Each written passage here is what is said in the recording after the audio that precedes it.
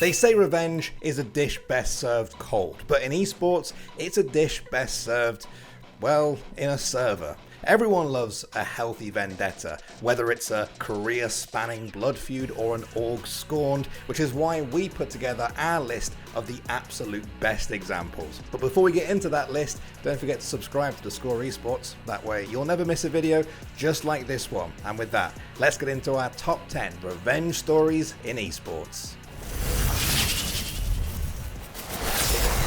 Starting us off at number 10 is the time Damwon Gaming exacted their revenge on G2 Esports at the 2020 League of Legends World Championships. G2 trying to hold on to hope.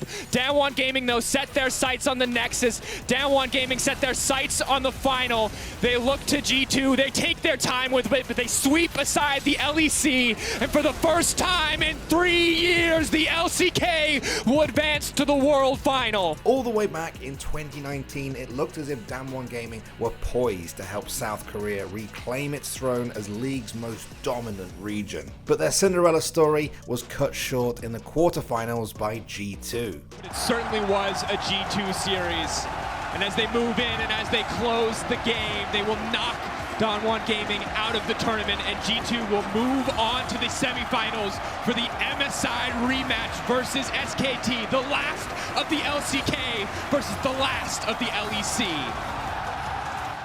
Damwon Gaming followed that up with an incredible 2020 season that once again saw them face off against G2 at Worlds, this time in the semi-finals. It was time for Damwon to exact their revenge, and they weren't playing around. They look to G2, they take their time with it, but they sweep aside the LEC, and for the first time in 3 years, the LCK will advance to the World Final. After a commanding 3-1 series win, Damwon decided to add a little insult to injury by mocking a previous G2 celebration. They would then go on to win Worlds, making this revenge story that much sweeter. Shanghai and Damwon Gaming are your season 2020 World Champions! Coming in at number 9 spot is the iconic revenge match between Tokido and Daigo at 2020's Topanga Championship. Tokido is one of the most dominant Street Fighter V players out there, and Daigo has been handing out ass whoopings longer than some pros have been alive.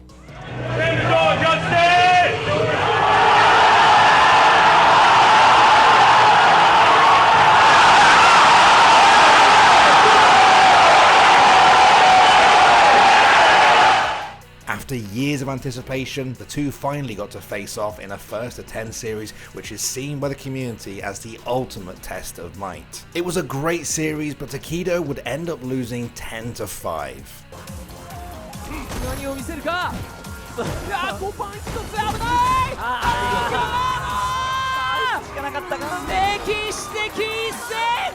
The loss crushed Tokido, but 2 years later, Tokido would get his second opportunity to face Daigo in another long series.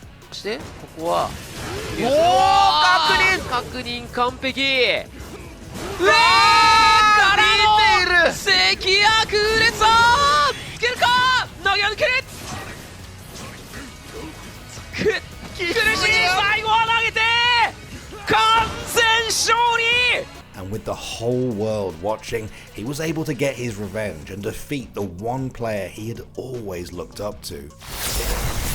Taking the number 8 spot on our list are the Shanghai Dragons and their revenge against the entire Overwatch League. Yeah, you heard that one right. The tragic tale of the Shanghai Dragons is one as old as time. In the Overwatch League's inaugural season, they were a team that, on paper, looked pretty solid. That is, until they lost every single game, ending the season with an unimaginable 0-40 record. Welcome back, everyone, to the desk here for the post-game, as the San Francisco Shock will win 4-0, and that means that the Shanghai Dragons are 0-40 in the season. Simply put, they were a joke amongst the community, but over the off-season they made some much needed changes to both their roster and front office. Then, after 2 losses, they finally got their first win, and, well, the people went fucking nuts. Let them have it, Boston! Aleksib up in the Bible Ridge, but it does not matter! Ladies and gentlemen, history has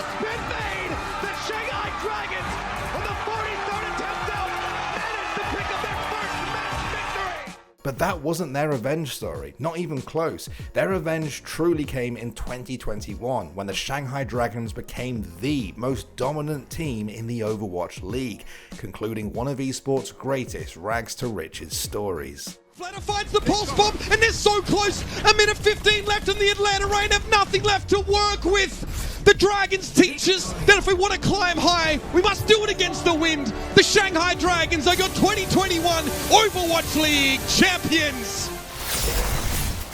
The 7th spot on our list goes to Canadian and his revenge against all his haters. Canadian isn't just known in the R6 community as a 2-time invitational winner, he's also one of the greatest shit talkers that the esport has to offer.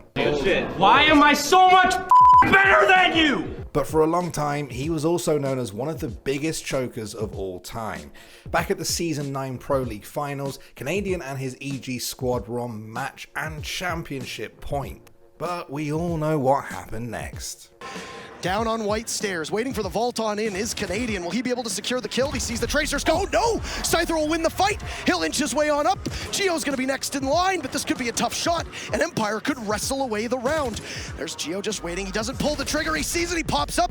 Oh no, Geo, you got to hit your shots. Young will be the last one left. He was so important for FaZe. He turns his back. He's got the pistol, but Shepard will deny the comeback from EG on that round. And NVK will watch as Geo goes for the plant. The sound cue will give Dim the information. Oh, he takes one down! Oh! And a new Empire will rise as you crown a new champion here in Milan. After that loss, Canadian and the rest of EG were considered to be certified chokers. But when Canadian left to join Space Station Gaming, the fiery veteran found himself leading a dominant team that secured a spot in the 2026 Invitational Finals against NIP.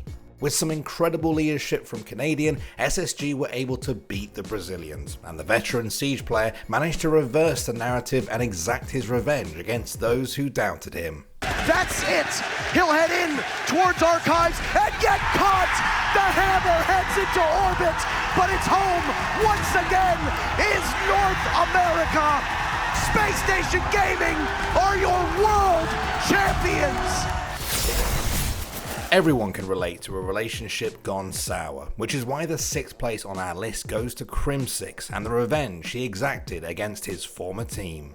Crimsix was an integral part of cementing the Optic dynasty, but in 2019 he was dropped and claimed he was being forced out. What's worse is that his former teammates started talking trash about him.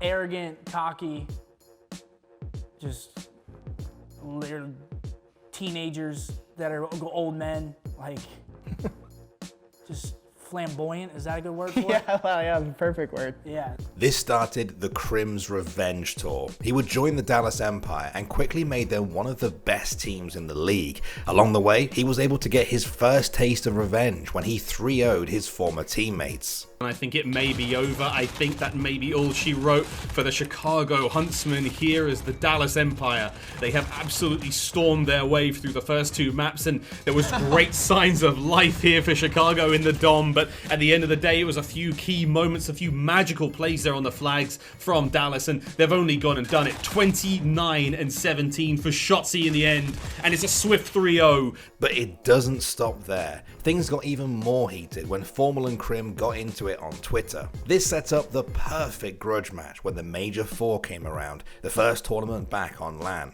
Optic were expected to steamroll Empire, but Crimsix would ultimately get his revenge. Only need 10 more seconds, and it's on Scump and Dashy, the 2 stellar hardpoint players all weekend long for them, but did Dallas in their early lead, the break at the second hill, are they able to hold on? They are. Dallas, they deal with the comeback, they win the first map. Optic with the position and the trade. They're just doing everything they can to try and stop the clock. If you're Empire, they've got to go, and they've got to go now. Illy will get in. Not for long. He will drop, and Optic will close out the round. Just a couple seconds needed, and Empire take both hard points. They take the series. Later on, Crims and Empire would get knocked out of the Major 5, but he took the high road and buried the hatchet with his former teammate.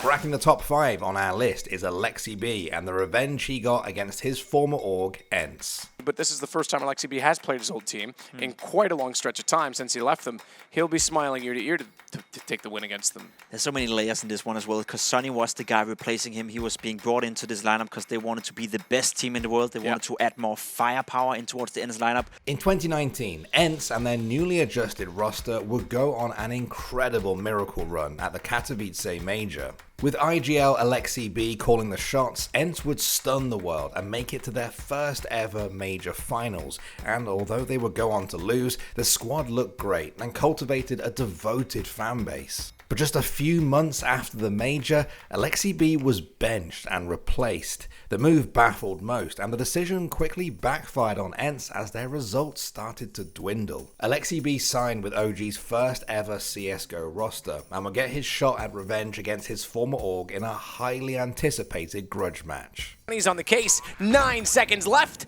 nearly a one-on-one with the nade going forward. He knows the second player was on top of the site, 3 HP. Mentu's gonna walk out and go down, but a jump up Aleksib.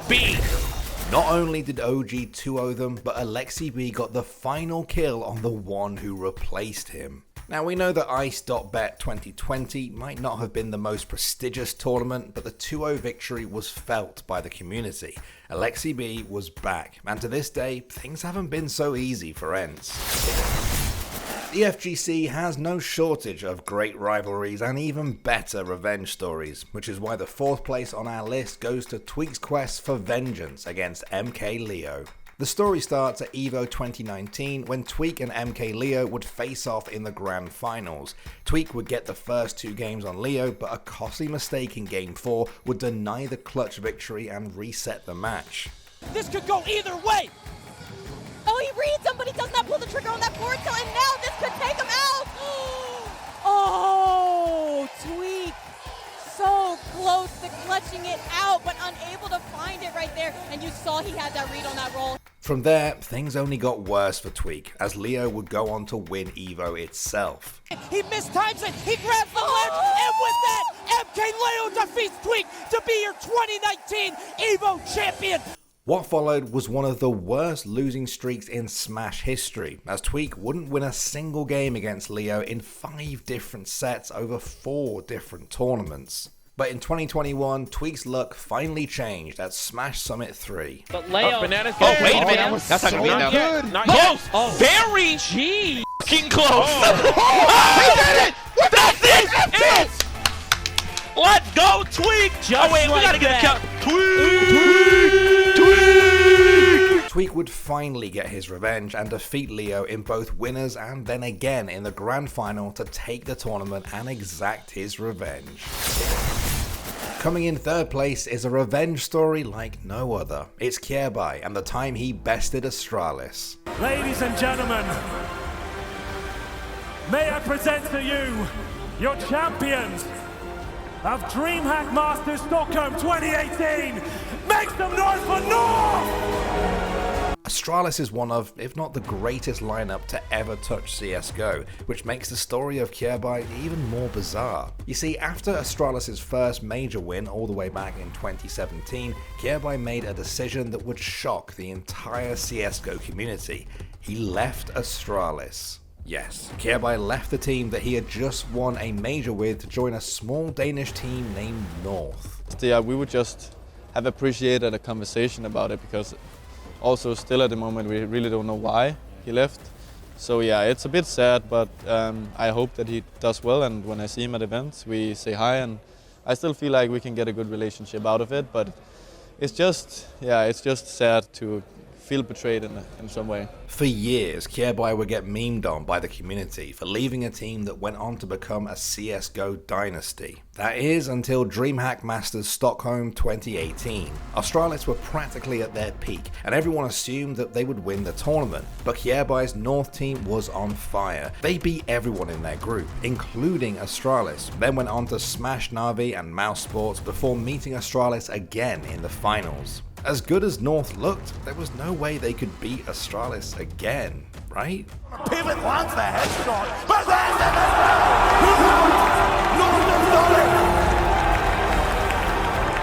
After all the hate, Kjaerbye finally got the revenge he was looking for. The runner-up spot on our list goes to League of Legends' most iconic rivalry, SK Telecom versus Samsung Galaxy. The SKT dynasty is over! All hail the new kings! Back in 2016, SSG were inches away from pulling off a miracle run at Worlds. Simply put, SSG dominated their group and smashed everyone in their way to make it to the Worlds finals against Faker and the rest of SK Telecom. After losing the first few games, Samsung Galaxy almost pulled off the reverse sweep to win, but their dreams were crushed by the game's most feared dynasty. Duke flashes forward, chomps down to kill Crown. SK Telecom have got 2, make that 3 kills.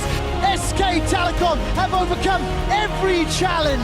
SSG didn't look nearly as strong the following year. They already lost to SKT in the summer finals and just barely made it to Worlds through the gauntlet. Despite all that, they managed to have another successful run at the 2017 League of Legends World Championship, making it back to the finals, and this time they took care of business. The crowd, yes, a double for Huni.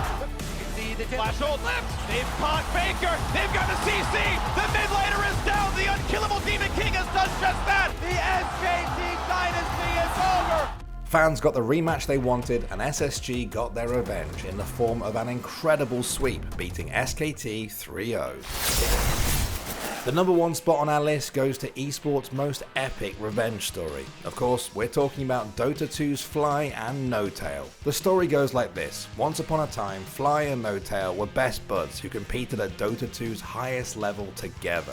They made some great memories and even won some tournaments along the way, but unfortunately they couldn't win the most important Dota 2 tournament of the year, the International. After years of coming up short on Dota's biggest stage, Fly left the team that he founded alongside his best friend and joined a star-studded Evil Geniuses roster in the hopes of finally winning the International.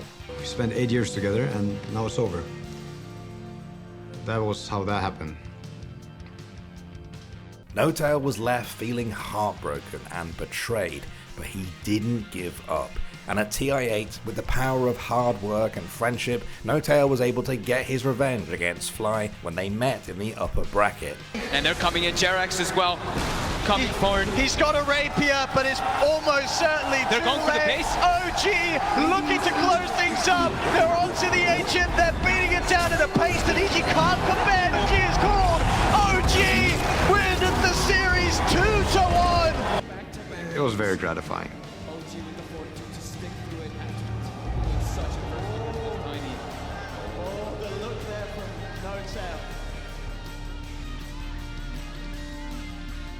Revenge and anger. It's not the healthiest emotions. The rest is back-to-back TI winning history. OG are your 2-time TI champions! Wow. Revenge doesn't get any sweeter than that. Well, that was our list, guys. What did you think of that? Were there any stories out there that should have made it onto the list? Let us know. Also, let us know what you want to see next on the channel. Thanks for watching, and as always, I'll see you all in the next one. Life, this isn't a f***ing game. As simple as that. You say it to my face right now. All right. I'm sorry. I'm getting a little too high. And that's it. That's it. Oh! is popping off. He is popping off right now. There's gonna come a point when you forget about what happened, and you're gonna want to come back at me, and you're gonna want to wash the taste of my dick out of your mouth.